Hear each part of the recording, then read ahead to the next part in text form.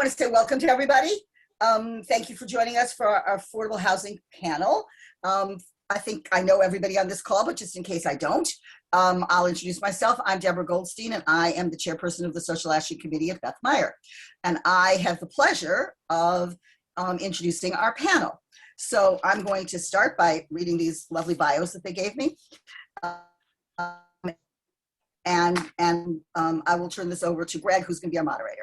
So first, I'd like to introduce Yvette. Yvette Holmes joined the DHIC team in 2012 and has over 30 years of experience as a nonprofit administrator, fundraiser, and public and civic engagement specialist.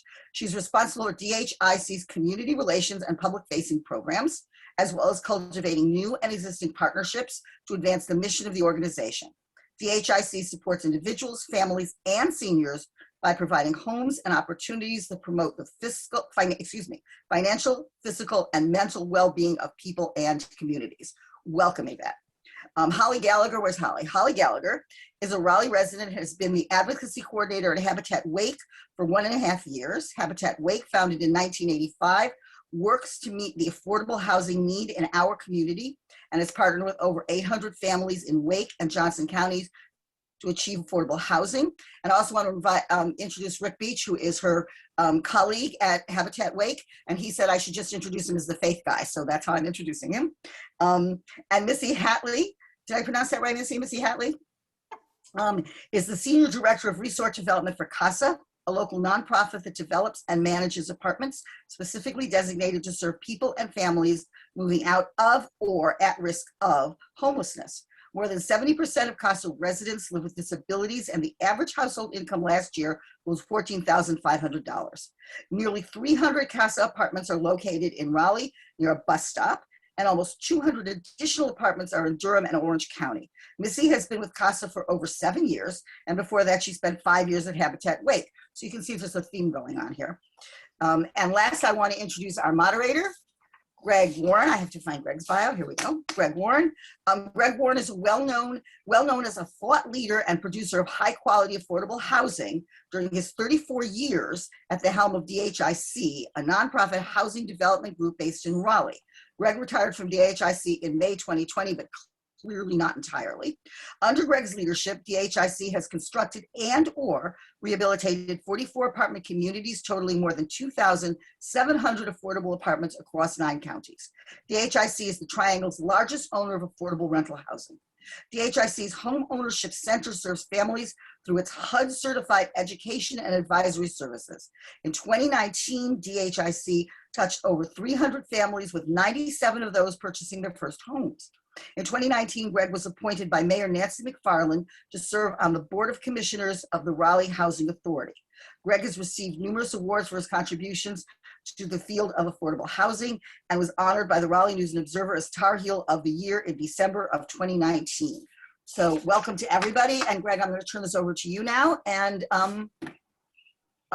we're ready. Great. Well, thank you, Deborah, for inviting me to participate in this. I really appreciate it. And I appreciate Beth Meyer's interest in this issue as well, and the good work of the Social Action Committee for many, many years. Thanks.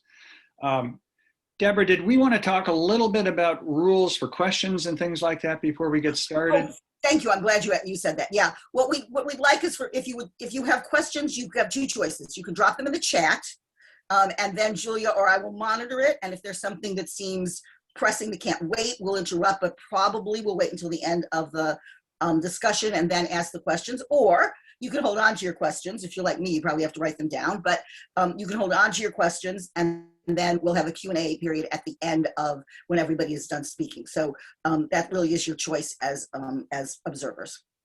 Great. Well, I think we have about the same number of panelists as participants. So we can kind of flex this schedule as much as we want and kind of meet your needs as participants from Beth Meyer.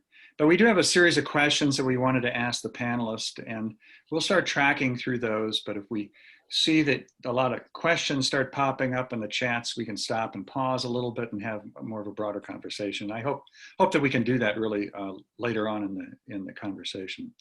So my first question I'm going to pitch to Holly. and Rick, I guess I'm going to pitch this to. It's going to go to Habitat.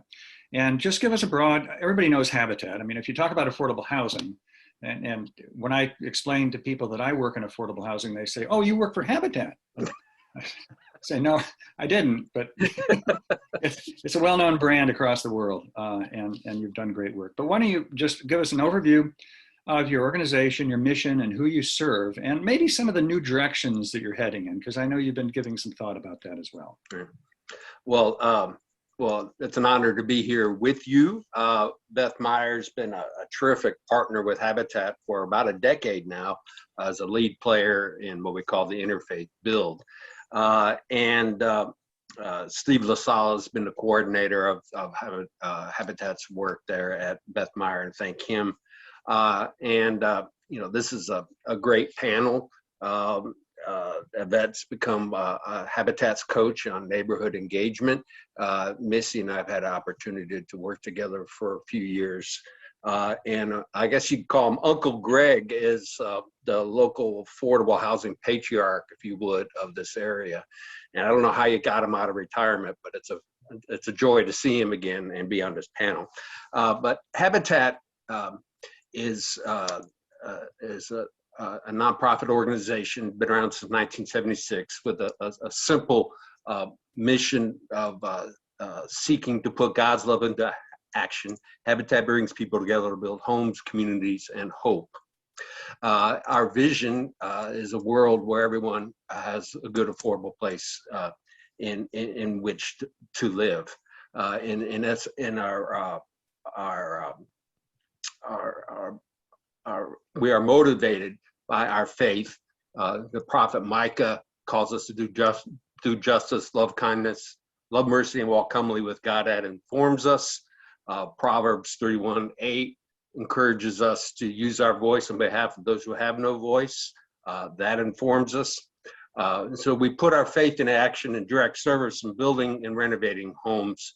But we also, especially over the past decade or two, have trying to use our goodwill, or our brand, if you call it, if you will. Those who study brand says our brand is about as large as Starbucks, which is just truly amazing.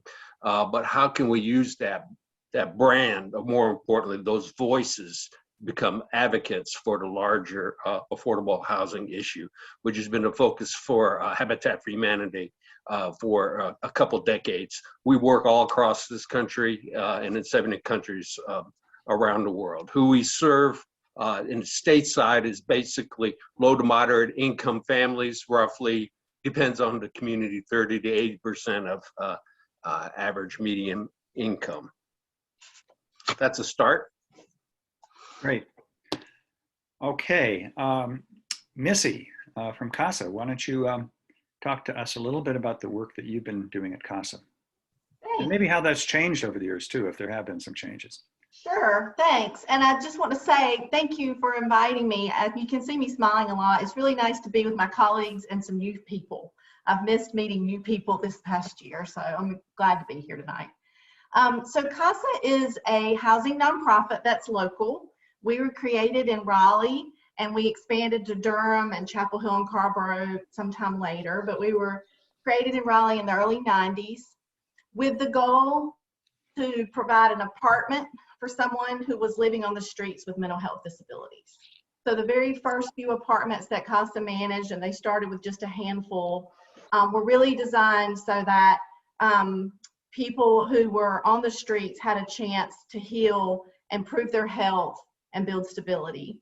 And then over the past 29 years, CASA has grown by developing new apartment communities, renovating distressed properties, and then providing access to live in the apartments to people who were shut out of the conventional housing market, and in many cases even shut out of affordable housing programs or public.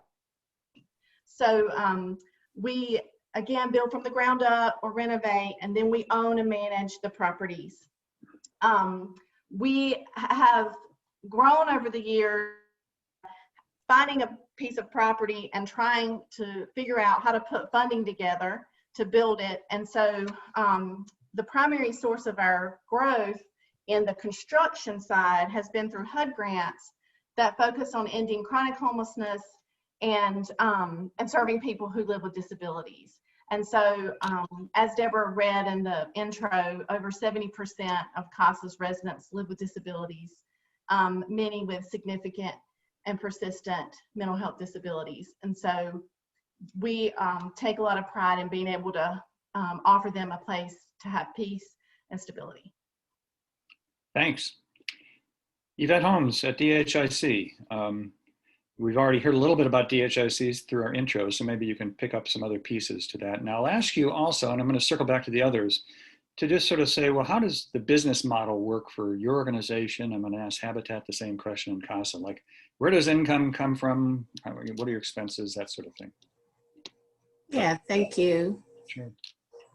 Thank you, Greg. Good seeing you again. And Greg has a retired, but not really, right? He's still, we're fortunate to still have him working in our community on this really important issue of housing affordability.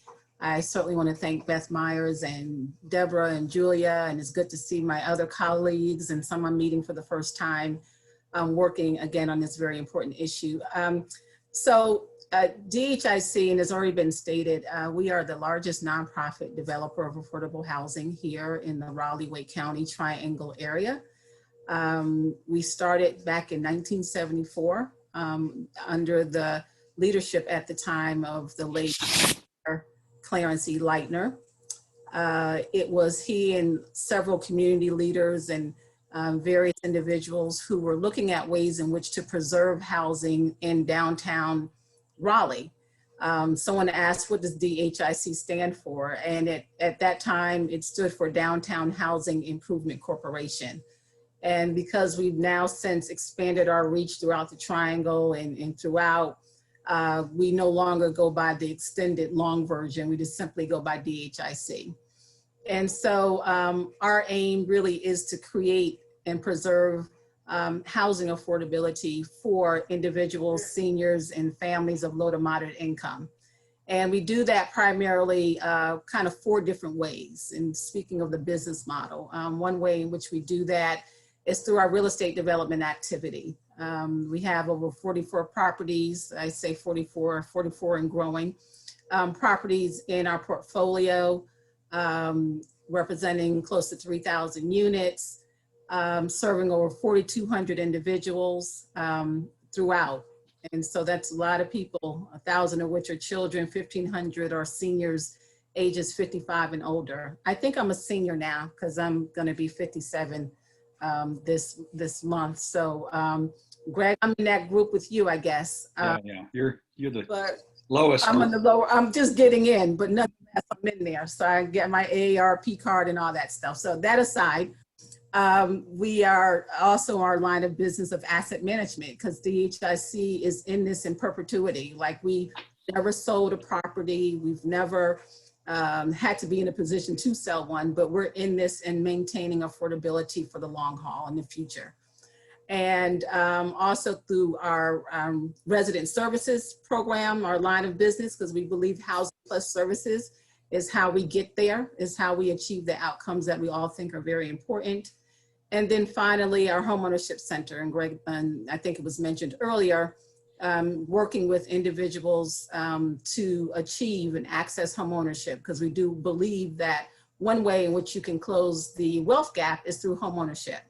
And so a prelude to that might be financial education. Not everyone's going to go on to purchase their own home, but everyone can benefit from having access or understanding how you manage your finances, great or small. So those are the 4 ways in which DHIC certainly makes a difference, I believe, here in the Triangle and in helping to preserve and create affordable housing opportunities. The business model, just speak a little bit about the financial structure and how it all works. DHIC, because we finance the affordable housing through our low-income housing tax credit program. Most of our revenue is generated through those activities in our real estate development line of business. It's how we keep our doors open. And that is how we pay for the housing. It costs the same thing to develop housing that's affordable as it does the cost to build housing that's market rate. The costs are the same. And so we're very fortunate to be able to take advantage of the low-income housing tax credit program, in addition to support from our local county and city to help fill the gap where needed. And so that's primarily, we also accept grants and donations and the like. And so, but primarily through our low-income housing tax credit resources is how we pay for the housing itself. And I think we'll talk about that some more later on in the program. Missy, you mentioned HUD grants. Do you get, what other kind of sources of funds keep your shop running? So CASA has a $5 million operating budget for the almost 500 apartments that we have now. And well, of that revenue comes from the rent that our tenants pay, and they pay 30% of their income regardless of what they earn. So that keeps it affordable and gives them other dollars for other basic needs that you need to maintain your housing and your health. And so a little over half comes from the rental income. We also accept housing vouchers, which is a critical need in our community. There's, you know, housing vouchers are not, aren't enough of them, nearly enough of them for the people who qualify for them. So it's like a lottery system. People wait for years on a list to receive a housing voucher, and then they go out in the community and say, hey, I have qualified for this housing voucher, and the landlord has to accept it. So they pay 30% of their income, and the voucher helps them pay market rate. But there's no legal requirement for a landlord to accept the vouchers, and many, many, many landlords do not. And so some of the most frustrating calls that we get are from people who are running out of time to find the voucher placement and really losing hope that they're going to find an apartment. And if you don't use it in a certain amount of time, you have to give the voucher back. That could be a totally separate panel just on the issue of the housing voucher crisis. But that is something that CASA prioritizes, is placing people with vouchers. And so that's a source of our income too for operating. And then we raise money in the community. So there's a gap between our cost to manage the housing that we own and the rent that we bring in. And so we ask donors in the community to help us. It's about $3,300 per year per household. That is our average shortfall. And so, and that's where the community support comes in. Great, thanks. So Rick, I don't know who was the great person who figured out restores, but Yep. that must, I'm thinking that's an income generator for you. Oh my goodness, yes. But just one little fun fact about DHISC's impact in the community. When Habitat Wake was forming, and we didn't know what the heck we were doing, Greg took us under the wing and said, here's here's a parcel of land. We want you to build a house on it. And so they gave us our first lot. And so Habitat Wake owes its beginning to Greg with the lot and his guidance over the years. But yeah, in regards to oversimplification, each Habitat affiliate raises its own resources, and also we tithe, and that tithing money funds basically the work in developing countries around the world. Stateside in our affiliate, there's basically, it's not this simple, but 3 revenue sources. And you're right, those restores are magnificent. I remember when I was there before, someone came up, the originators of the first restore was Habitat Wake, and then Texas really perfected. And I said, I don't think that's a good idea. I think just ask people for the money, but I've been proven wrong a million times over.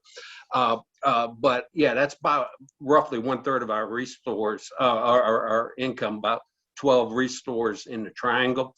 Then there's a misconception that we give the homes away. They're not. It's a home ownership program.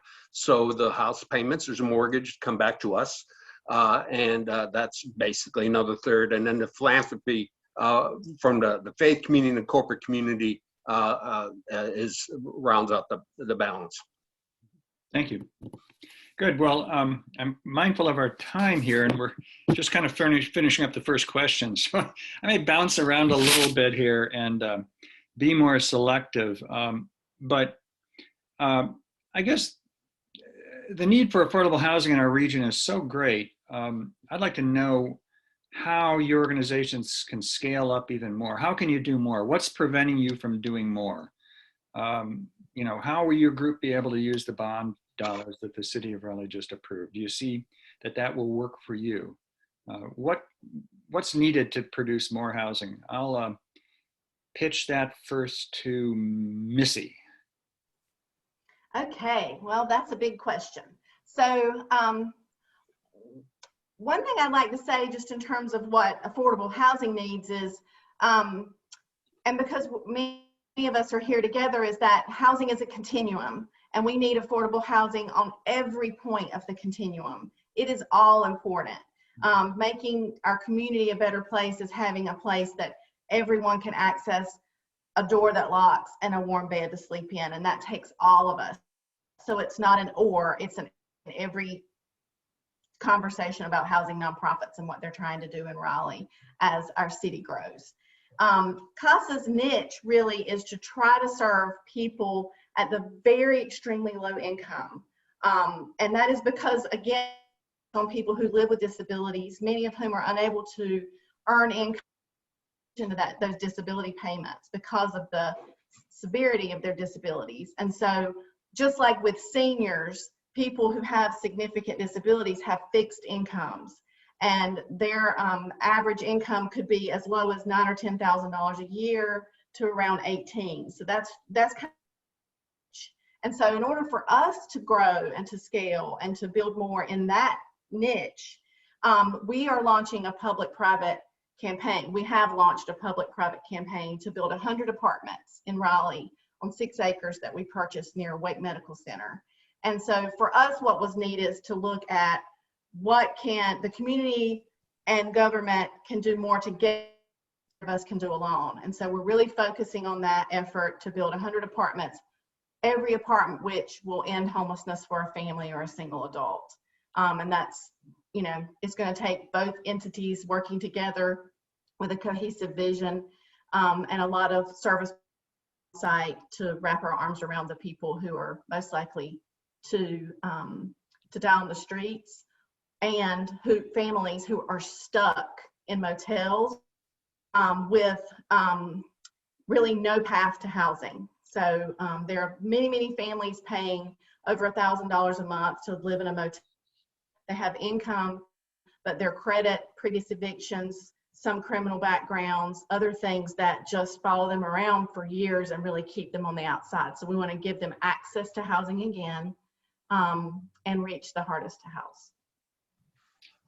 Okay, Habitat, I'm not sure who wants to answer that same Holly. Yeah, sure, I can take it.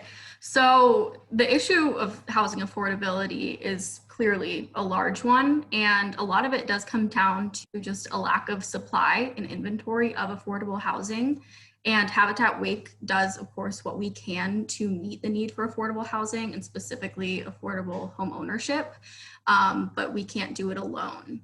And the housing inventory is actually down at levels that we haven't seen in decades. Right now, there are 15,000 fewer homes available for purchase in comparison to 10 years ago. And of that current inventory, only 6% are between $100,000 to $200,000, which is what we would deem affordable. And that's here in the Triangle area. So it's, of course, really tricky, and outside of the bond, because I know that you mentioned that, Greg, but to extend our impact at Habitat directly through our homeownership program or through advocating for other local projects and improvements, it's really critical that we see funding for affordable housing prioritized across the board in local governments like Raleigh and Wake County, into our state's General Assembly, and in Congress to support impactful work that Habitat and these other organizations represented here on the panel are doing. And that's something that we do advocate for here at Habitat Wake. And then as far as the bond, I'll just reiterate the importance and potential impact that that bond will have here in Raleigh. It's not only a symbolic kind of commitment to affordable housing in the city, it will really leverage dollars directly for affordable housing. So that is huge. And the bond will help Habitat achieve our mission by bringing more access to affordable housing through many routes like site acquisition, affordable housing preservation, and things like that. And Habitat could be able to use some of the funds in the public-private partnerships bucket, but that's still kind of being planned out. But we would love to construct more homes here in Raleigh with those dollars. Yvette, how can DHIC do more? What prevents us from doing more? That is a big question. And I think to understand or to answer that question, I understand that we have people on the line who, you want to do something. You ask like, what can I do? And first of all, I think you're doing a great thing by just getting educated about the whole issue and how affordable housing, particularly on the rental side, is paid for and developed. And it really comes down to, cost of land is one of the drivers as to where affordable housing is developed or where it is not developed for that matter. I mentioned earlier that it costs the same thing to develop a, multifamily affordable housing community as it does a market rate community. The land is the land cost, right? The cost of construction, the cost of labor, all those things are the same. And so where DHIC, where we tend to be challenged often, is how do you pick a site, be it in Raleigh or Wake County, wherever it might be, that where the cost can be contained, because if you can contain the costs, you can also pass those savings on to those who ultimately will pay the rent.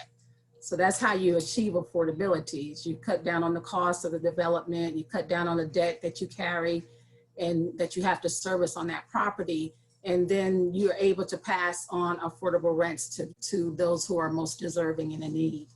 And so we continue to look for those sites. There are people and property owners, undeveloped land throughout Raleigh and Wake County.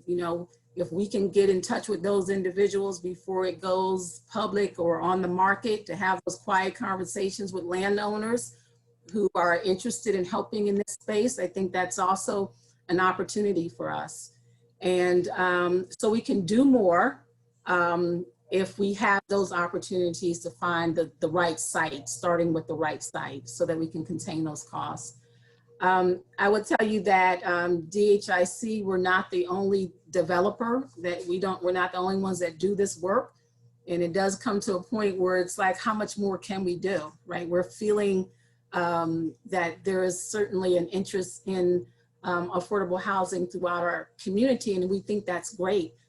But we not only can do multifamily, large-scale developments, but we need the CASAs and the Habitats and Passage Homes who can also do the smaller scale projects, because what we all know is that we're not going to build our way out of this crisis. I mean, it is a crisis. We're not going to be able to develop enough housing or preserve enough housing to meet the growing demand. And so we're going to have to think of some other ways in addition to looking at supply, but also addressing the demand side of it. And why is there such a demand? Is there such a demand? Because, individuals' incomes are not keeping pace with the cost of living. So I think Missy or someone said earlier, like, what is affordable housing? Affordable housing is when you're not paying more than 30% of your household income on housing costs. Housing costs would include your rent or mortgage plus utilities.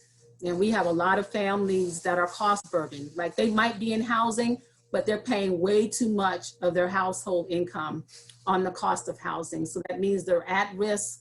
One bad decision, one crisis, one hospital visit, one child care expense away from being, homeless in some instances or unsheltered. So DHIC in our space is just, we're doing a lot now, but could we do more? I think we can just continue to be an advocate and work alongside the other great partners that we see on the line today, because we can't do it all. Like, we can support you all too sometimes too, right? As much as you do for us. And so, Greg, I would like to say, and not to take up the time, but I think for those who are familiar with the affordable housing bond, that might be your follow-up question. You know, the $80 million bond that was passed last fall during the November election, thanks to all Raleigh residents who voted for that, it passed overwhelmingly. 71% or so of Raleigh voters voted in support of the $80 million bond. Many of the organizations that are on tonight also served on an advisory board that the city of Raleigh appointed, and ultimately the chamber ran its marketing campaign, or the marketing campaign for the bond, the public awareness campaign for the bond, and Greg and others served on that. And so we want to thank you all for those who lived in Raleigh and voted for that.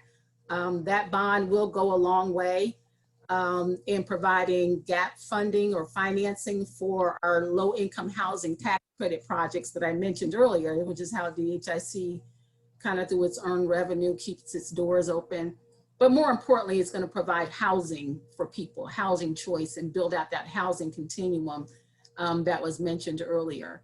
So you can almost count that, you know, every 5 to 7 years, we're probably going to have to continue to support affordable housing bond because we're not going to, how else are we going to raise the capital needed to fund affordable housing developments in communities without that resource? So I just wanted to mention that.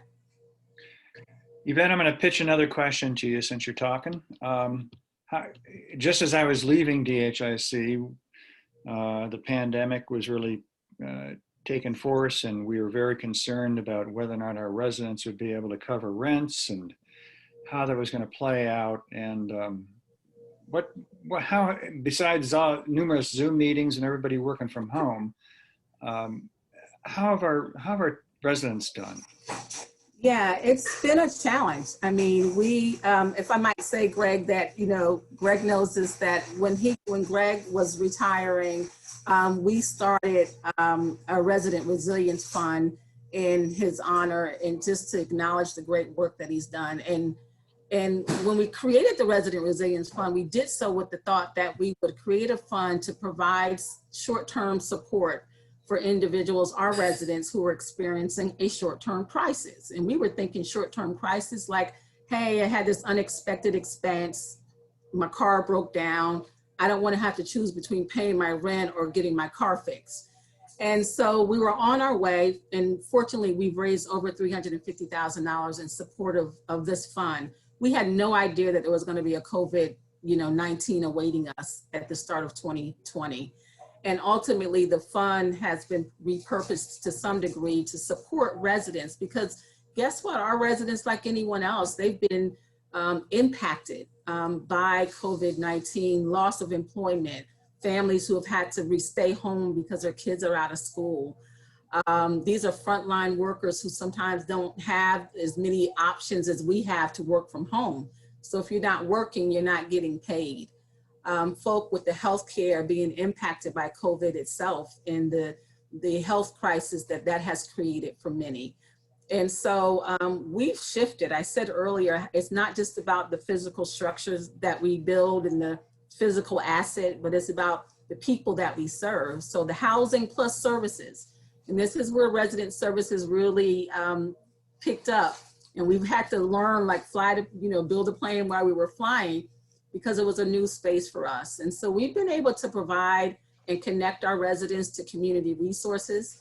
The city and the county have received CARES Act dollars to help provide rental assistance and utilities assistance and mortgage assistance. And we've been working to really connect our residents to those resources. And once those resources are exhausted, we would kind of backfill it with our support from the Resident Resilience Fund, because we know ultimately those resources will be exhausted. Right now, we're under eviction moratorium, so residents have some protections, but whenever that moratorium is lifted, fortunately for DHIC, we're not in that same situation, but private landlords could very readily decide that they're not going to renew leases of individuals because they owe money. Like, there is going to be another crisis, a wave of crisis that will come once that eviction moratorium is lifted. and very fortunate to work for an organization that has greater sensitivity to the needs of our residents. And we're working really hard to ensure that our folk won't be impacted in that way. Issy, how about CASA? What's been your experience? Very similar to how Yvette described DHSC's approach. We almost freaked out and then created a crisis response fund, asked some of our longtime donors to help us with it, applied for a couple of grants. The United Way mobilized a COVID relief effort really quickly. I'll give them a lot of credit for that. And so we put these funds aside, and then we started responding to the actual issues that came up. And so we, for the first time ever, we're helping people access food, transportation, doctor's appointments. In the very early days, people couldn't access toilet paper, which we all know felt like a crisis to us. So of course it did to our residents. And so we were just pulling together and doing all kinds of things. Many of our residents relied on services that suddenly had demand, like food pantries. Suddenly, you really had to plan out when you were going to the pantry and how long you could get in line. And if you're in an Uber or a taxi and the cost of being in that line is ticking up, there were just lots of snowball effects that we realized that affected our residents health-wise and economically so much more quickly and with so much more dire consequences. Access to get your prescription, all those things were disrupted. And so we started responding, to things we'd never responded to before. I am happy to say on a good news front that we've been able, because of that relief fund, to keep our residents from building up a lot of back debt, which causes extreme stress for any of us, but for someone especially who's lived through the trauma of homelessness. Even if you're not evicted, and even if the power company is not going to turn your lights off because of a moratorium, if you know you've built up $800, $900 of debt, and you know that is a lot of money that you will have and can't imagine ever paying that off, that's an extreme stress builder. So it's been really wonderful to be able to say to our residents, we're going to help you with this. We have a grant to help you with this until your job gives you your hours back. And so that's been the silver lining, is being able to tell people we can help them through this. We're going to walk through this with you. Great. I know that DHIC was continuing to build apartments during the pandemic. Rick, what about Habitat? Were you guys still building? We've been able to keep building, not at the pace that we were doing pre-COVID. We were the year prior to COVID around 80 homes, and then repaired around 40 additional ones. So we basically cut down to like almost half of that, 40 or 50 of that, 40 last year and another 40 this year. We haven't been able to build with volunteers, which is our lifeblood for advocacy in regards to touching so many people, engaging so many people. But the philanthropy, the restores and all that kept on running. So there's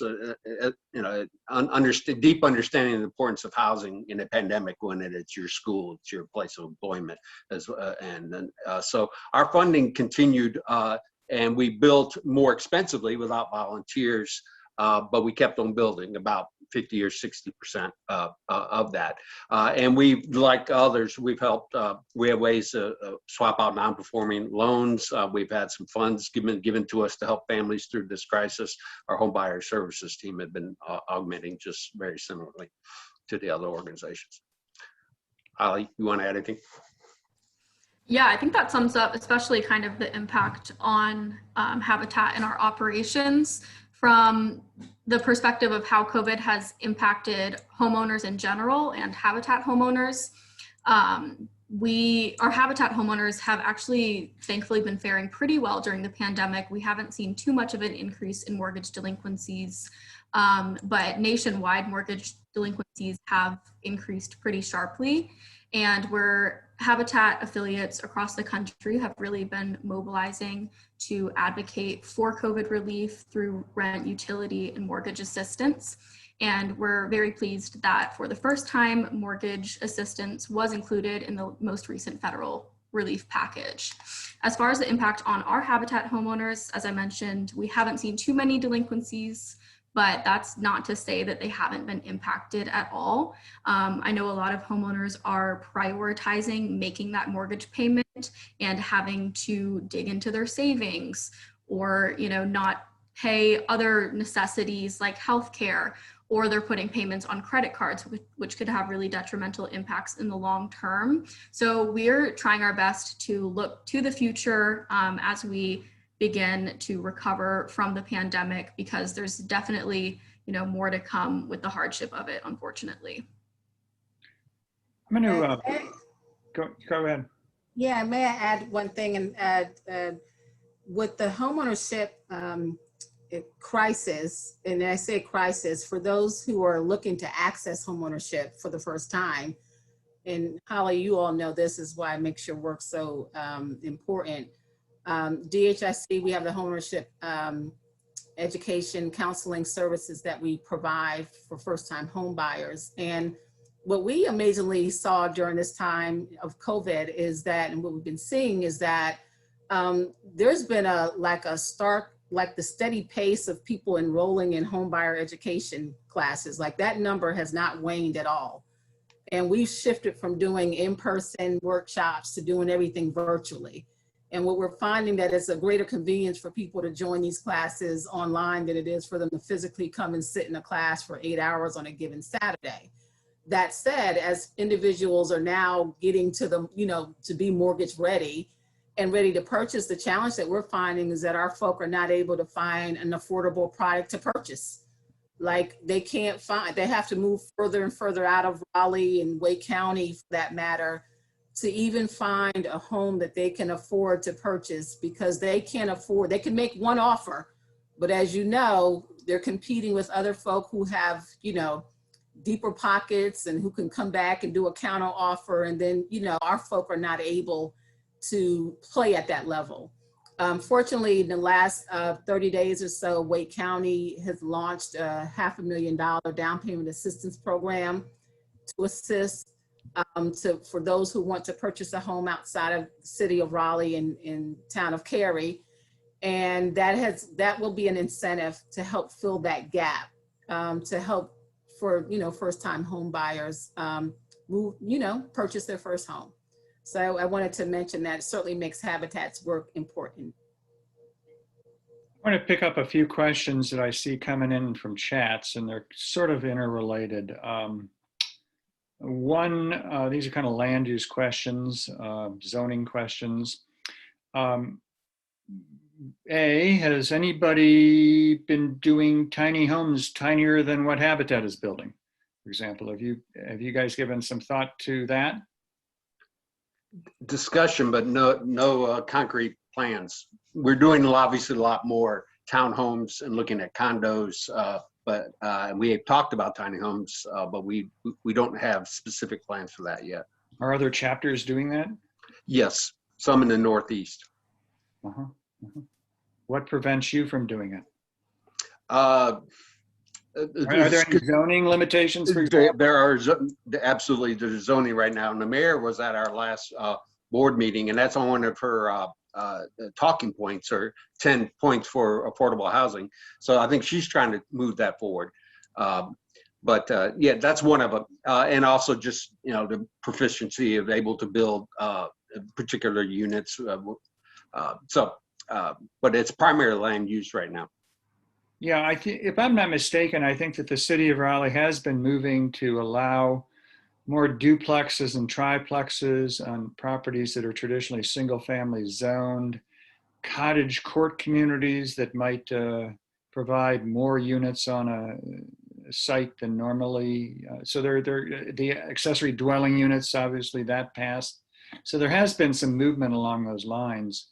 I think one of the questions is that I think that a couple of cities have basically, Minneapolis, I think, some maybe West Coast cities have basically said that one can build duplexes or triplexes in any single family zoned zoning district. And I'm wondering if anybody thinks that might be something that would be useful in Raleigh. Yeah, to all of those points. First, as you mentioned, the city of Raleigh has been considering some of those missing middle properties, and that's something that I've been keeping my eye on the agendas for, and Habitat Week will be mobilizing around. So if people on this call are looking for an opportunity to like take action and raise your voice in support of affordable housing, definitely sign up for our advocacy alerts, because that's something we'll be engaging on, and I'm sure these other organizations as well. So I just keep an eye on that. And yeah, as Rick mentioned, Habitat Wake is, we're trying to increase our density through our construction, but the zoning laws are rather limiting. I think in the city of Raleigh, out of all residential zoning, 80% is zoned for just single family homes. So that really cuts down the flexibility developers have. And, if we can't increase zoning, then that's just less housing in general and even less affordable housing. So by increasing zoning, I would say that would be very beneficial, not just to, habitat in our construction, but just affordable housing as a problem in general.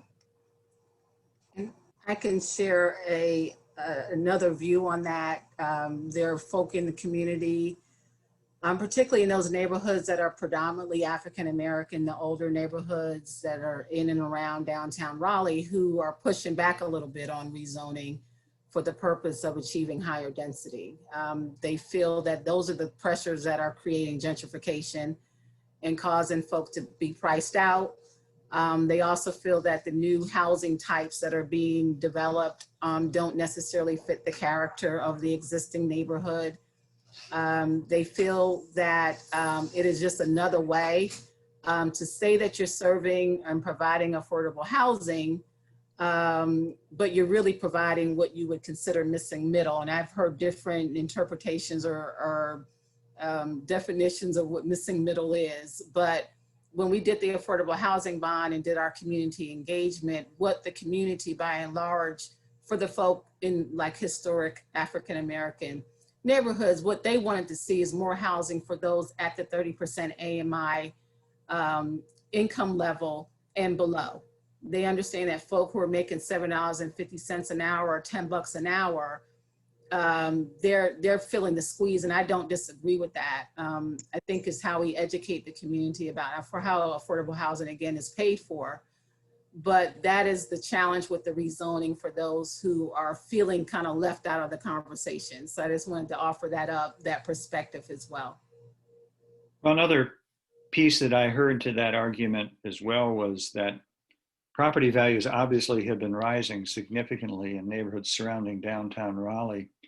And if you then upzone that property such that a duplex can go there, then the property value will even go further up. And so yet you still may have folks with limited incomes living there wanting to stay there, and maybe seniors on fixed incomes finding significant, really large increases in their property tax bills. And right now we don't have any city circuit breakers on property tax relief, as I understand it. This is a very complicated issue, and I think a lot of times what is helpful when you're thinking about housing is to think about who you don't want to become. Like taking, when people see tent cities, when you land at LAX and you see, or Seattle, and you see people living in tents right there, whoever comes to the city, that makes people want to act. And so related to that issue of increasing density, I think, one thing to look at is, I used to live in Charleston, South Carolina. I don't know if anybody's ever been to Hilton Head, but nobody that works downtown lives anywhere near there. Everybody is busing in. So all the hospitality workers, all the lower wage or even middle wage jobs don't live anywhere near there. And I don't think that's what anybody wants for Raleigh. And that's what happens when there's no density and there's no affordable housing anywhere nearby. I'm gonna go ahead. Well, on the issue of like zoning adjustments, I just want to reiterate how important using one voice matters. But one thing we've seen a lot over the past 5 years or so is we engage more and more faith communities, especially in COVID, but before, is, okay, you can't build, how about become advocates? How to come out and learn more about the need for, I mean, how we have segregated cities and redlining and all the bad laws that led to where we are. But we've increasingly, like with One Wake, but we have this strong faith support, and wherever there's even zoning pushback, we've been most recently, I mean, with DHIC in Holly Springs, we had the South Wake, West Wake churches, and many of them called along with One Wake congregations, and they pushed the needle on that. And the same with Cary and Hannah Place there. We had opposition. And then when you have a few people that would have beforehand dominated public hearings that as the main voice, they become the minority voice when the congregations and others use their voice on behalf of affordable housing. Yeah, I think that's, I'm also familiar with Jews for Justice, and I think they've done great advocacy work too. Are there other ways that participants would suggest that good thinking folks from Beth Meyer or any other faith community could participate in making things better, more equitable? I think you are finding faith organizations just doing more your mission work, right? Like understanding, like we all want to do good and make a difference in our community and in a more meaningful and impactful way. And so we've had the benefit of working with Presbyterian Church on now our second development, first being Capitol Towers off of Six Forks Road, which by the way, we are accepting applications there. So if you know a senior who is in need of housing and wants to live out in the North Hills, northern part of the city, please, I'll get you the flyer information. You can share that out with your members. But they, and then now our kind of sophomore project with them off of New Bern Avenue at the old Milner Church. And so we're going to be building 150 plus apartment homes for seniors.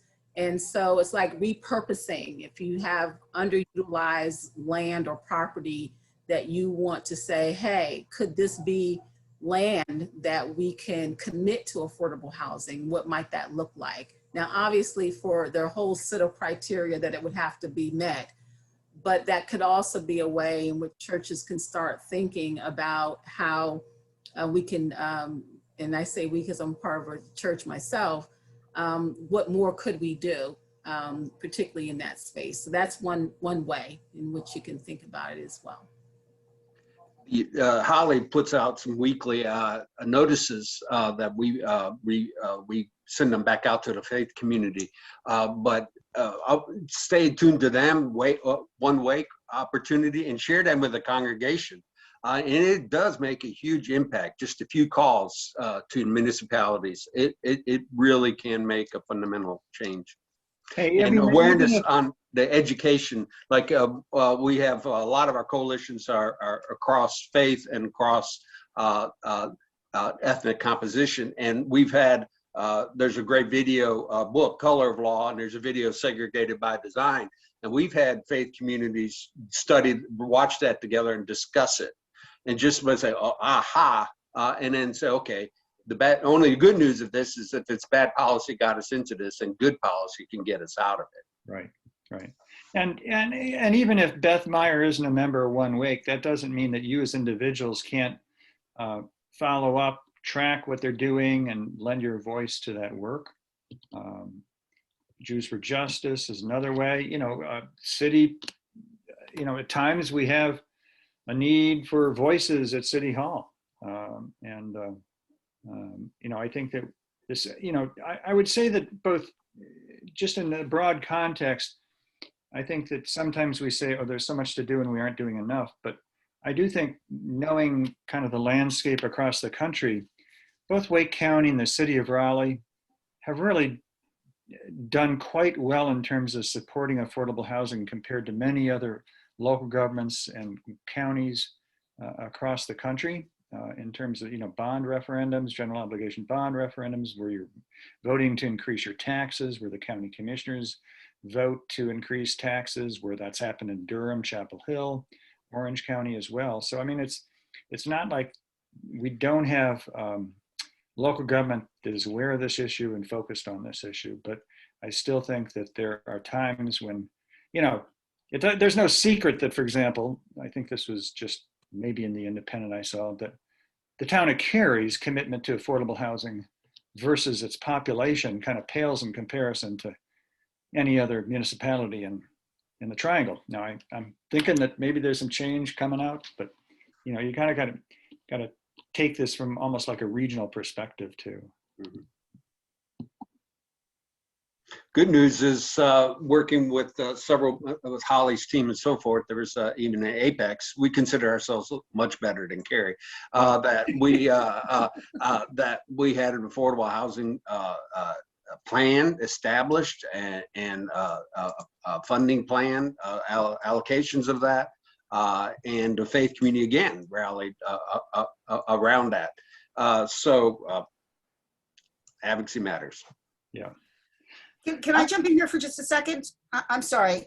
I love this question. What can we do?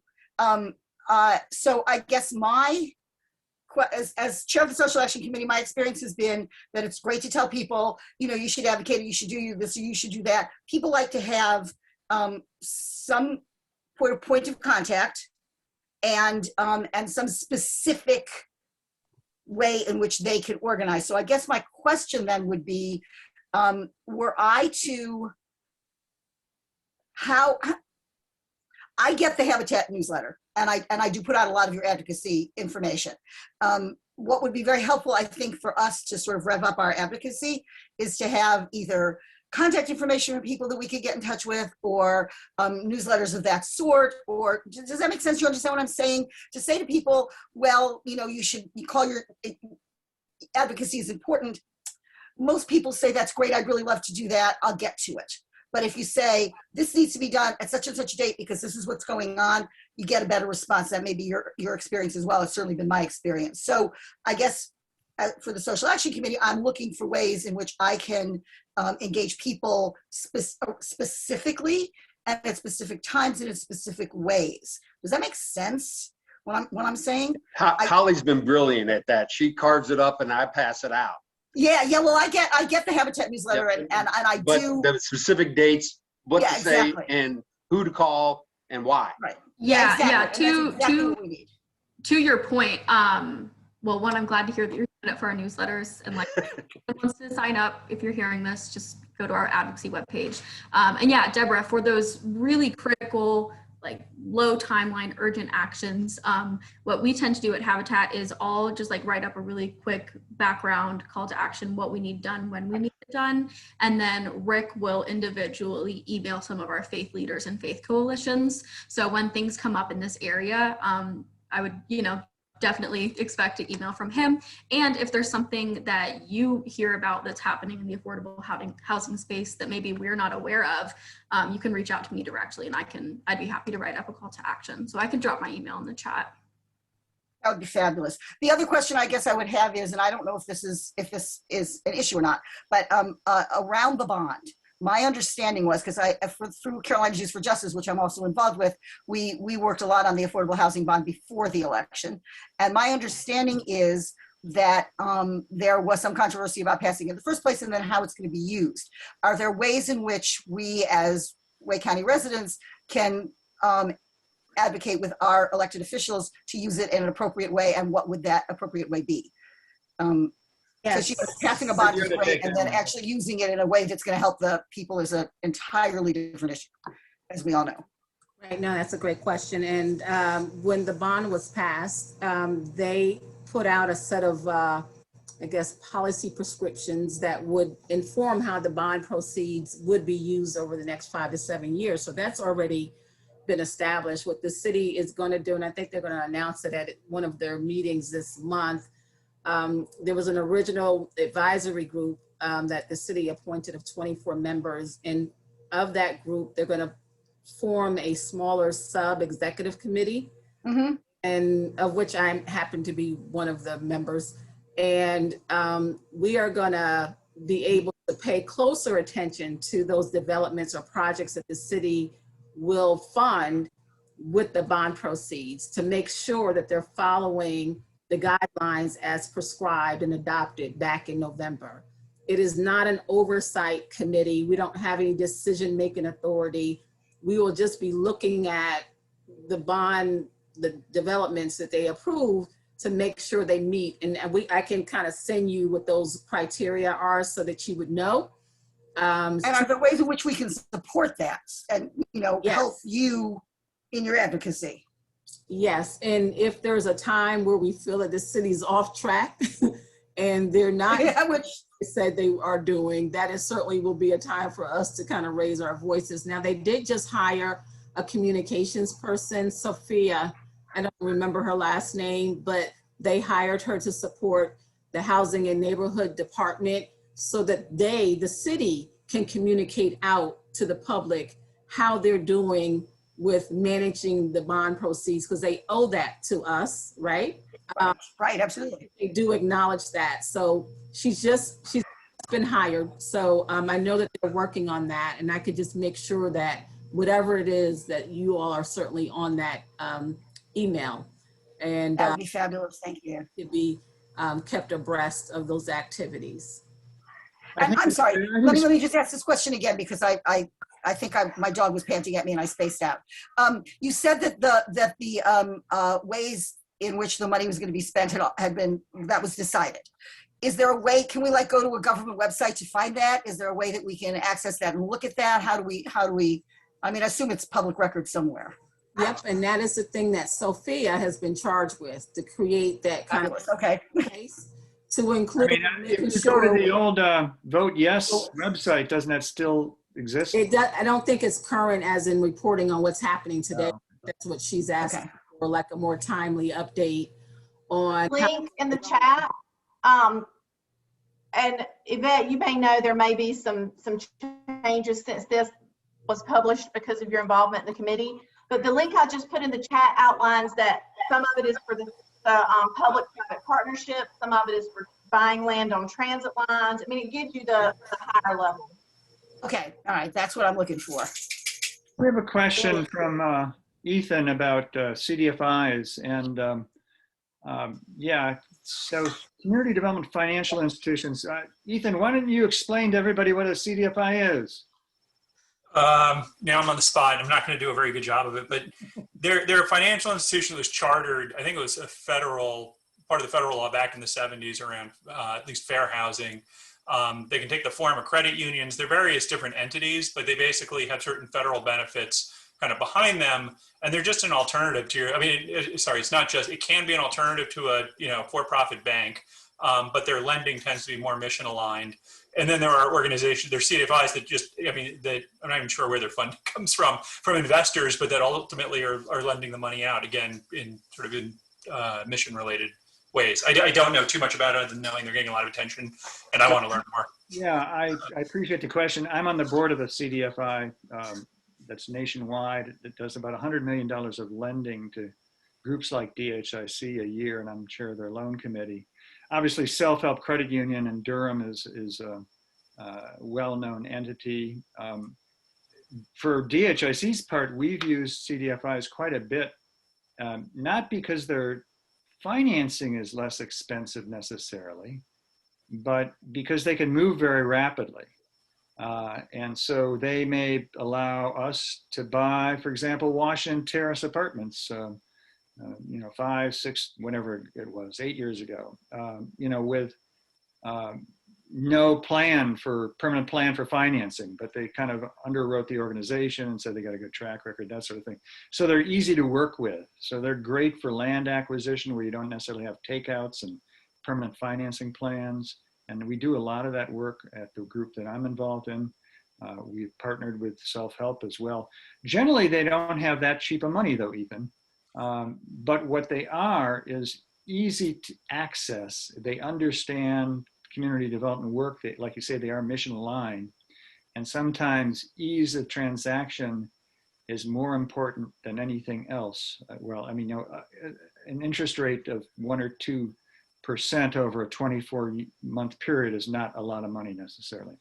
So that's how we have used them. And I think that I think maybe I'm too optimistic, but I think that there are going to be a lot of good things coming out of the Biden administration coming down the pike for 2 years, maybe about 2 years, and that's about it, probably at best.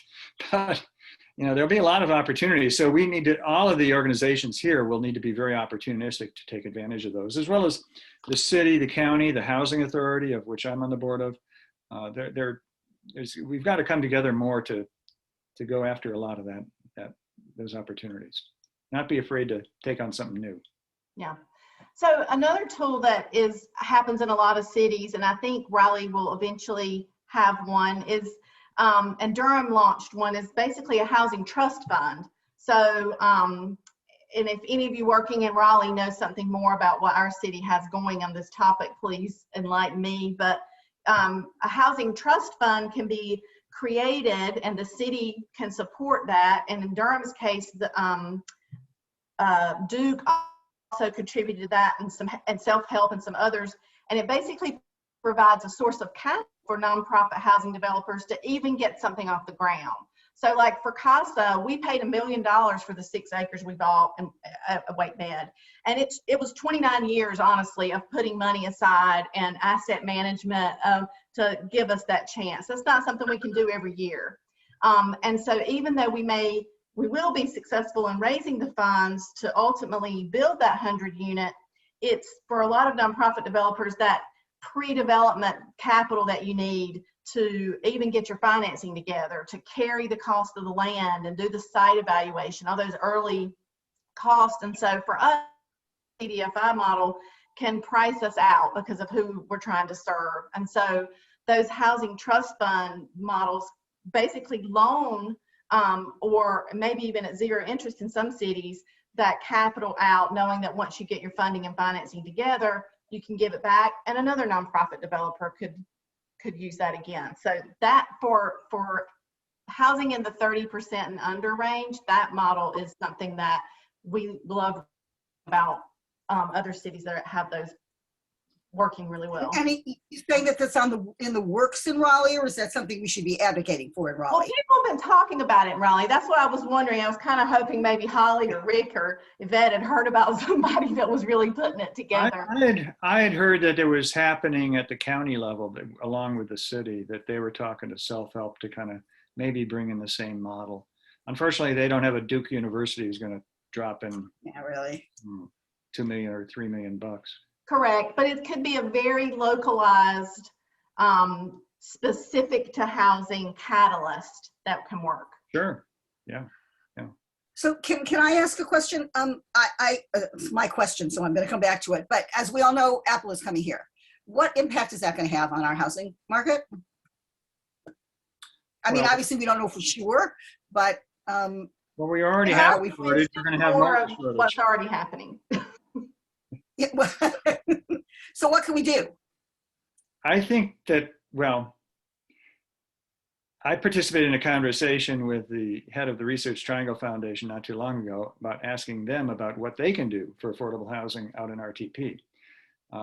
This was before the Apple announcement, but and one of the questions was, well, do you have a workforce out there, that is in low wage jobs, doing janitorial work or support work, and what does that look like, and the like. So I think that, you got to look at institutions like that and say, hey, what can you do there? You have all these land resources, you're building this new community out there. Where's the affordable housing out there? So I think that's kind of you need to look at who's on the board of the Research Triangle Foundation and start saying, well, how can we influence those people? How can we make a statement there? But that's. I would take it all the way back to Apple too, a bit, right? I mean, it's like they're fleeing California because of the situation that's arisen there, with their success and everything else. I think it's not unreasonable to say, gee, we look forward to having you, how can you help us to do it better this time? Yeah. Well, I do think that, everything that we said here is that Raleigh's growing, the whole Triangles area is growing. The housing, there's a shortage of housing across all income sectors. Land is becoming more and more expensive. And so to me, as Yvette said early on, land is really critical, you know, and therefore we need to find a way to land bank to acquire properties that maybe not even developed for a while, but that have a public purpose for affordable housing, be it habitat homes, a mixture of starter homes, or you know, affordable rental, seniors housing. I think that it all comes down to land at the beginning. You know, if you can't, because that's just going to continue to appreciate, and it's not going to be a bad deal. You know, but now it's going to be a lot more in 5 years in terms of value. So what is the way in which what is a practical way in which we can help to make that happen? Well, Who do we fetch at? Who do we call? Who do we write to? Who do we, whose offices do we march out in front of? What do we do?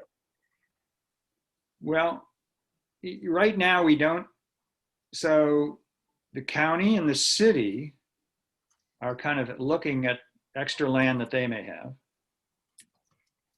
And they did do a deal with DHIC down in Holly Springs, and thanks to One Wake, and we got it rezoned. And you know, when Holly Springs was not naturally inclined to do that at the outset, right? But I think that that's one way to continue. And I think that One Wake even has something about city. I think they've done some analysis of city-owned land that might be able to be developed for affordable housing. I think we need to find a way to push the county to get that land acquisition fund going, and model like Durham in some fashion. But you know, in to a certain extent, just sort of like one congregation or one person, it's not an easy door to enter into, right? Right. Right. That's why I'm a fan of organizations like One Wake. No, I understand. I totally agree. And I mean, that's why we would want to work in partnership with organizations. I mean, one of the things that we've all found over the years is that there are a lot of you who are doing this work, you're doing whatever the work is, you're doing it really well, you've been doing it for a long time, and there's no reason for us to reinvent the wheel, but we'd like to partner with the organizations that are doing it and doing it really well to support your work and lend our voices, because I mean, we are citizens, we are voters, we are taxpayers, and our experience is that, you know, I think in the South, the faith community has a loud voice, and community often has a loud voice. This is something that social action is something we sort of get behind as a tenet of faith. So that's why I asked that question. Well, I think organizing with other social action committees in your faith community, you know, Beth Orr and Yavna. And Yavna, yeah, absolutely. Okay. You know, even if you're not in One Wake. I would love to be in One Wake. It's not my fault. Right, I understand. Well, there are other ways to do that. You know, trying just to build a larger constituency other than your voice. Yeah. Well, as I say, I mean, I don't Carolina Jews for Justice, and I serve on their the local chapter organizing committee. Also is very involved with the issue of affordable housing, but I don't know where they're going with it exactly, because it's not a working group I'm on, but that's another place we can work. And they may be working with One Wake it's entirely possible, I don't know. But thank you, that's important information. I'm looking for other questions, or whether or not we haven't seen many of the visitors or participants dropping off. Thank you. And all of our participants are still on too. So we have a core group. Really? We were saying we could run to upwards of 9 or maybe 10 till 9, and we're kind of at that point. Are there any of the pressing questions that somebody would like to address to us? Just raise your hand and speak rather than chat. Yeah, just unmute and speak up. We're a small group. So one question I saw that we didn't really talk about was workforce development, kind of how a lot of that can go together. Just real quickly, I was going I mean, as housing providers, we always say housing first. You know, we have physicians telling us if I could just write a prescription for a place to live, I would start with that prescription. So the same thing goes, I think, in workforce development. I mean, it's really hard to keep a job if you don't have a place to shower and a place to access the bus that's consistent, and you have to get to the shelter by a certain time to get a bed and don't have anywhere to write on your job application. So we feel like housing is the first step to being able to advantage of those other services in the community. And then at Kings Ridge, the new community that we're building, we'll have on-site services that aren't people who are home. They're geared to help people who live in an apartment now and are ready. They have housing and they're ready to kind of look at the other opportunities to get healthier, increase their earning potential, and live more stable lives. So that was my soapbox on the workforce development piece. You know, and there are other groups around too that relate to housing that maybe you as an individual might want to get on the board of or learn more about. Green Chair Project has been a great asset for our residents. We have Resources for seniors. Step Up Resources for Seniors, Step Up Mhm. Ministries, Jobs for Life. Yeah. All of those groups are doing good supporting work for Mhm. our residents. Yeah. So that's another way to participate. Yeah, those are good. We have several of our long-term, one of our sort of legacy families in our synagogue. One of their members is actually works the Green Chair Project. That's great. Yeah. Good to know.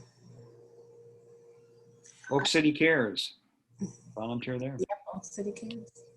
So the Um, it's always asked. Deborah, is Yeah. this a wrap? Close to a wrap? I think so, unless anybody wants to say sort of concluding anything, wrap up anything that you said. If anybody has any other questions, otherwise, Julia, unless you have something else you want to say, I think this has been fabulous. Thank you so much. Did Yvette have something to add? Oh, great, Yvette, go for it. I was just going to say the one question that is always posed, or at least one that I pose, that we have to ask ourselves as a community is how far are we willing to go to achieve equity? You know, this whole term, we kick and banter that around. That's the whole equitable development, whatever that means to people. But people are certainly in need. And as a society, as a city, as the capital city, as a state, we're going to have to figure out how to better prioritize housing and see it and view it as we do infrastructure like roads and transportation. Like it's that important. And it's going to come at a hefty price tag. And so we're going to have to figure out and be more creative in how we raise the resources needed. Because again, it's as soon as we add more affordable homes, we're losing them because of the apples. Like Right. no incentive for a private landlord to even rent to someone who needs affordable housing. They can, why? Because they can certainly max out the rents with someone who can afford to pay it. And I think we just need to prepare ourselves for this next wave of what we don't know is yet to come for families who are going to be really in a tough situation, who won't be able to maybe catch up on back rents or afford to stay because now their landlord again has other choices. I don't know what that looks like for our community. And I don't want to leave on a down note, but I just wanted to help us understand that there's probably a crisis yet to come that we're going And to soon. together. And in the foreseeable future, because the pandemic is far from over, and as we all know, the crisis is far from over. But the country and the community are looking at it as though it's on the down end. So this is going to all happen relatively soon. So I think we're gonna say goodnight for now, and you know we can continue the conversation with emails and community organizing and being involved. But thank you all so much for coming and sharing and listening, and I've learned a lot. Too. Great to meet you all. Good seeing you all. Thank you. Thank for you. taking some Good out of- seeing And just to everybody. say again, as Julia said, this is being recorded. So we're gonna drop the link on our website, and I think a lot of people will access this later. And because there's been a lot of interest in the community. I've been asked by a lot of people. So I think that there'll be a lot of people who listen to this who weren't able to make it tonight. You know, you can't find a good time for anybody. Nope. But thank you very, very much for coming. No, We thank really you. appreciate it. You bet. It's fabulous. Thank you, guys. Bye-bye. All right, night, everyone. Bye.